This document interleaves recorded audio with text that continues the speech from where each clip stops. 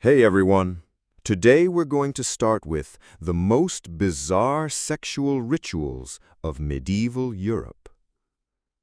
Close your eyes for a moment and imagine stepping back into the Middle Ages. Not the gilded fantasy of storybooks, but the reality. You tread along a muddy, uneven street, the kind that clings stubbornly to your boots. The air is a heavy stew of smoke from damp firewood, the acrid tang of tallow candles, and the less forgiving odors of open gutters. Above you, crooked timber-framed houses loom, their upper stories leaning forward so far that they almost seem to touch, creating shadows where sunlight barely dares to enter. It is easy, from a modern lens, to see the medieval world as one of unyielding faith, rigid social order, and sober simplicity. And indeed, the Church's bell tolled not just the hours, but the rhythms of life itself, dictating when to pray, when to work, when to rest. Priests stood in pulpits, warning of the dangers of lust and the fires of eternal damnation, their voices rolling through stone cathedrals like thunder. Christianity was the frame through which life, and especially sexuality, was meant to be understood. Desire, pleasure, intimacy, all were tightly bound within the institution of marriage, stripped of indulgence and justified only by the purpose of creating new life. Yet, beneath this surface, behind cathedral walls, inside dim chambers of castles, and down in the shadowy alleys of towns, was another story.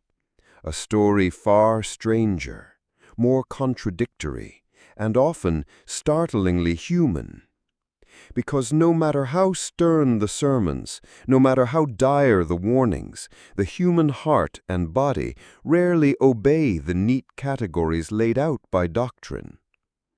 This is the hidden labyrinth we are about to enter, a world where the sacred and the profane often collided, where penitential manuals catalogued sins with startling specificity, and where communities both tolerated and punished behaviors that today might shock us in their harshness or amuse us with their oddity. Think of it. To be medieval was to live in a paradox. On one hand, you bowed before crucifixes, believed that angels and demons hovered close at hand, and feared hell as vividly as you saw the stones beneath your feet. On the other, you laughed at bawdy stories in taverns, experimented with strange remedies to kindle desire or prevent conception, and navigated a social order that was at once rigid and curiously flexible. And so, when we speak of medieval sexuality, we do not speak of a world of pure repression. Instead, we step into a theater of contradictions, where public piety coexisted with private desire, and where the human body was at once shamed, sanctified, and celebrated in ways both familiar and alien to us today. Be warned, what follows will not leave your vision of the Middle Ages untouched. If you've ever imagined the era as solemn monks, dutiful wives, and valiant knights, prepare to be surprised. The reality is stranger and far more revealing than legend. Now, let us begin peeling back the veil, because behind the sermons and sanctuaries lies something raw, human, and unsettlingly recognizable, the secret, forbidden world of medieval desire. To understand medieval sexuality, one must first grasp the overwhelming power of the Church. It was not merely a Sunday institution, it was the spine of society. From kings and nobles to peasants who had never left their villages, all lived beneath its gaze. And in no domain was this presence more intrusive than the realm of sex. The Church did not simply frown upon lust, it dissected it. The faithful were told that carnal desire, outside the narrow path of marriage and procreation, endangered the soul. Priests thundered against fornication, adultery, sodomy, even thoughts of desire. The message was clear: the body was a battlefield, and every whisper of pleasure risked eternal damnation. But here is where the story turns from stern to strangely meticulous. Medieval confessors relied on hefty guides called penitentials, catalogues of sins paired with their proper punishments. These manuals read less like vague moral advice and more like an inventory of forbidden acts, some described in astonishing detail. There were lists not only for adultery or premarital sex, but for every imaginable variation. Acts between men and women, between the unmarried, the married, or even within wedlock if performed improperly. And the punishments? They ranged from days of fasting on bread and water, to years of penance, to exclusion from the sacraments. In some cases, the severity of the sin was measured in how many times it was repeated, as though a hidden ledger were being kept in heaven's books. Imagine kneeling in the dark hush of a confessional, whispering your sins, while a priest flips through a book the size of a small tomb, seeking the correct punishment for your misdeed. You were not simply asking forgiveness, you were being measured, weighed, categorized. Your most private moments became entries in a moral arithmetic. And yet, even as the Church condemned desire, its obsession with cataloging it inadvertently preserved a startling record of human behavior. We know about medieval sexual habits not because people advertised them, but because confessors demanded to know, in excruciating detail, what their parishioners had done. These manuals, meant as tools of suppression, have become, ironically, windows into the medieval bedroom. But here is the contradiction that could not be ignored. Priests themselves were not immune. Many who thundered against lust lived double lives. Bishops frequently issued decrees warning clergy to dismiss women living in their rectories, a rule so often repeated that one cannot help but suspect it was often ignored. Satirical poems and folk tales mockingly portrayed priests sneaking into bedrooms or fathering children, proof that desire seeped even into the cloisters meant to contain it. Thus, sexuality in the medieval world was not hidden in silence, but bound in constant negotiation between confession and temptation, between the Church's strict codes and the flesh's stubborn rebellion. The manuals told people how they were supposed to behave. The confessions told us how they actually did. And if marriage was meant to be the holy solution, the safe harbor for intimacy, what did that mean in practice? Was it truly a union of hearts, or something far more practical? When we picture a medieval wedding, our minds often leap to white gowns, blossoming romance, or perhaps a knight pledging himself to his beloved. But the truth is more sober, more calculated. Marriage in the Middle Ages was rarely a love story. It was a transaction. At its core, marriage was about alliances, between families, between estates, between fortunes. A daughter's hand could secure a neighbor's land. A son's marriage could bind rival clans in reluctant peace. For nobles, it was about inheritance, property, and consolidating power. For peasants, it was about survival, sharing labor, merging households, and ensuring children to carry on the work of the fields. Love? It was not absent, but it was seldom the starting point. In fact, many young men and women had little say in whom they would marry. Parents, extended families, even village elders carried enormous weight in arranging unions. Imagine being told at 15 that your spouse had already been chosen, not for the flutter in your heart, but for the prosperity of the family. Once married, expectations were rigid. Husbands were to provide, wives to bear children and manage the household. The marital bed was a place of duty as much as intimacy. The Church reinforced this, declaring that the purpose of sex within marriage was procreation, not pleasure. To indulge too often, or in the wrong way, was to risk sin, even between spouses. Yet, within these confines, reality found its cracks. Behind closed doors, affection could grow, laughter could emerge, tenderness could blossom. Some couples defied the stereotype of cold arrangement, forging genuine companionship and even passion. Medieval court records and letters reveal moments of love as raw and human as any modern couples, as an anxious husband rushing home to his wife in childbirth, a woman pleading for her absent husband's safety in war. But the weight of expectation pressed heavily. Producing heirs, especially male heirs, was paramount. A marriage without children was not simply a private sorrow, but a public crisis.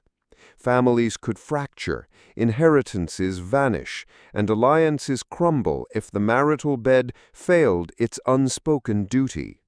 For women, the stakes were especially cruel.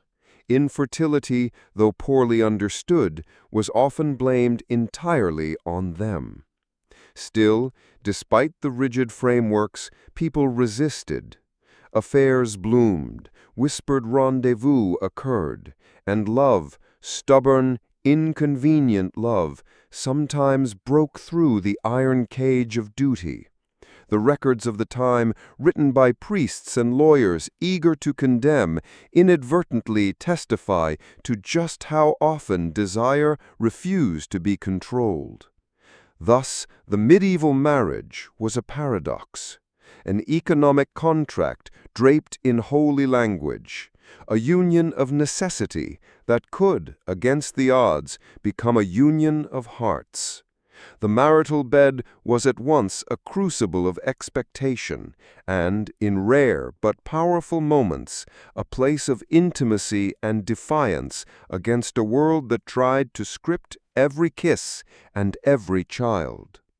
But what if that bed failed in its primary purpose? What if children did not come or desire faltered? In such moments, medieval people turned to a realm of solutions that ranged from the desperate to the downright bizarre. Few pressures loomed larger over a medieval household than fertility. The survival of a family, its land, its lineage, its legacy, depended on the ability to produce children, especially sons. A marriage without heirs was a failed alliance, a broken chain in the continuity of generations. And so, medieval men and women turned to remedies, potions, and rituals in desperate attempts either to spark conception or, more secretly, to prevent it. The Church, of course, condemned any interference. To block conception was to defy God's will, an act tantamount to rebellion against divine order. But human beings, caught between fear and necessity, were rarely so obedient. In whispered exchanges, in kitchens and apothecaries, knowledge was passed down, not from scholars in universities, but from mothers, midwives, and folk healers who preserved remedies older than the Church itself. Some of these remedies sound almost reasonable to modern ears. Herbs like pennyroyal, rue, or juniper, believed to prevent pregnancy if consumed in certain quantities. Others veered into the bizarre. A woman might be advised to carry the dried liver of a pigeon, or a man might wear the bone from the wing of a bat, charms thought to stir desire or increase potency. In certain regions, powdered animal organs were mixed with wine or ale and swallowed with hope, though often with disastrous consequences. Not all attempts were ingested. Some were ritualistic. Couples tied knots in their clothing during intercourse to bind fertility. Others recited prayers not sanctioned by the church, but whispered in secret, half charm, half desperation. One belief claimed that if a woman jumped backwards over a grave immediately after sex, she could prevent conception, an eerie fusion of superstition and survival. The reality was grim. Medieval medicine was more guesswork than science, a trial-and-error approach where failure meant heartbreak and death was never far away. Many herbal concoctions were toxic, capable of causing illness, disfigurement, or fatal poisoning. The very effort to avoid or encourage pregnancy could become a death sentence. Still, the persistence of these practices tells us something profound, that beneath the Church's thunderous condemnations lay an unshakable truth. People longed for control over their own bodies and destinies. A barren couple might risk anything for a child. A desperate young woman, terrified of the consequences of an unwanted pregnancy, might gamble with dangerous herbs. It was a realm where medicine, magic, and faith blurred into one another. A place where fertility was not merely biology, but a battlefield of fear, hope, and survival. And as strange as these remedies may sound to us now, they echo a timeless reality, that people in every age will grasp at any chance, no matter how uncertain, to shape the future of their lives and families.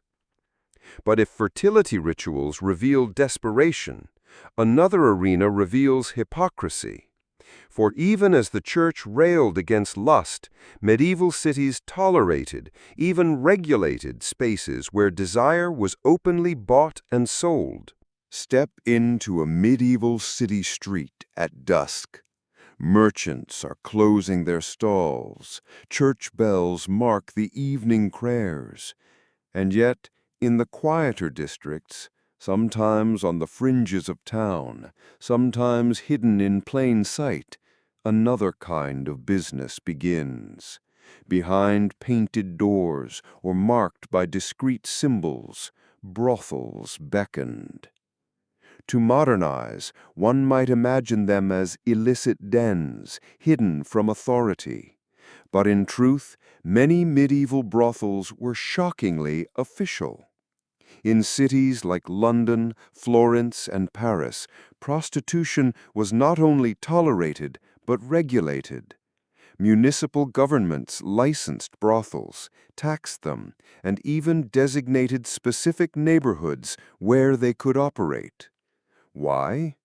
Because, for all its preaching, the church and civic authorities recognized a truth they could not banish. Desire would find an outlet. Brothels were tolerated as a lesser evil, a way to contain lust, protect honest women, and maintain social order. The logic was cynical. Better that men visit prostitutes than seduce wives and daughters, disrupting households and inheritances. And so, under the watchful and conflicted eye of the church, brothels became part of the medieval cityscape. Some were small, dim rooms tucked behind taverns.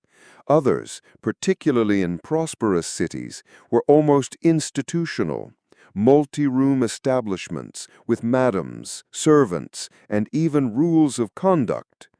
In Avignon, brothels were so openly managed that they paid rent directly to the papal treasury. The paradox could not have been clearer. The same institution that thundered against lust profited from its indulgence. For the women inside, however, life was harsh.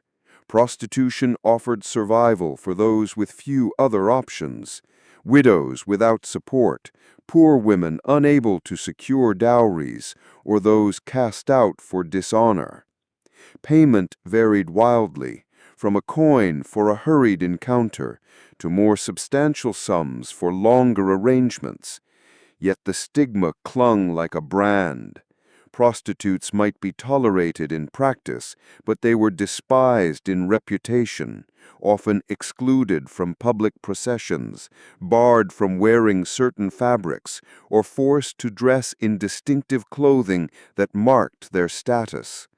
Still, human complexity shines through even here. Brothels were not always places of despair.